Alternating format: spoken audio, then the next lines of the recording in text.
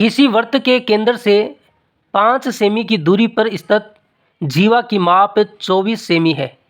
वृत्त का व्यास ज्ञात कीजिए। तो सबसे पहले एक वृत्त की आकृति बना लेते हैं और एक वृत्त का केंद्र बना लेते हैं ओ। इस ओ से 5 सेमी की दूरी पर स्थित एक जीवा है, तो यहाँ पर हम एक जीवा बना लेते हैं ए बी। और इससे 5 सेमी की दूरी पर यहाँ पर क्या है, ये दूरी कितनी है, 5 सेमी है। 5 सेमी की दूरी पर ये क्या है, जीवा ए बी है। और ये जीवा की लंबाई हमें क्या दी है, ए बी का मान हमें क्या दिया है, 24 सेमी दिया गया है। अगर हम वृत्त के केंद्र से मिला रहे हैं तो ये जीवा 2 भागों में विभाजित हो जाती है। इससे ए बी की लंबाई 24 सेमी है, तो ए डी की लंबाई कितनी हो जाएगी, आधी हो जाएगी, 12 सेमी। ये कितनी हो जाएगी, 12 सेमी। ये भी 12 सेमी होगी क्योंकि 2 भागों में विभाजित हो जाती है, वृत्त के केंद्र से मिला रहे हैं। और बी डी का मान भी यहाँ 12 सेमी हो जाएगा।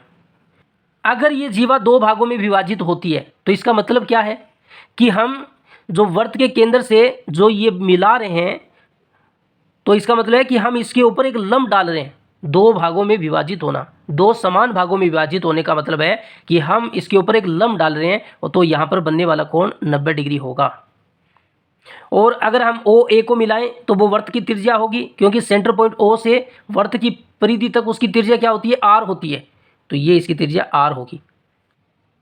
ये कौन सा त्रिभुज है, ए ओ डी त्रिभुज। ए ओ डी कौन सा त्रिभुज है, देखो इस त्रिभुज का एक कोण 90 डिग्री है।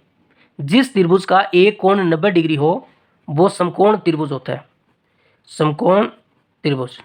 और समकोण त्रिभुज में एक प्रमेय लगती है, उस प्रमेय को कहते हैं पाइथागोरस प्रमेय।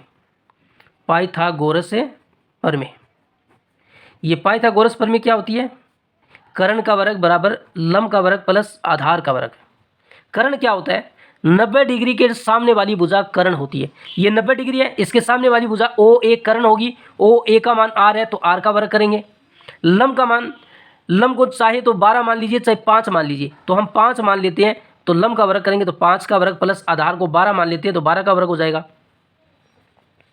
आर का वर्ग बराबर 5 का वर्ग 25 होता है, 12 का 144 होता है। 144 में 25 को जोड़ेंगे तो 169 आएगा।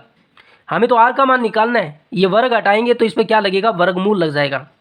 और 169 का वर्गमूल होता है 13, तो 13 सेमी त्रिज्या का मान आएगा। आर का मान आ गया 13 सेमी। हमें तो निकालना है वृत्त का व्यास क्या होगा। वृत्त का व्यास त्रिज्या का दुगुना होता है। त्रिज्या को अगर 2 के साथ गुणा कर दें तो वो क्या है, वृत्त का व्यास है 2 गुणा त्रिज्या का मान है 13 सेमी। 13 का 2 से गुणा करेंगे तो वृत्त का व्यास 26 सेमी आएगा।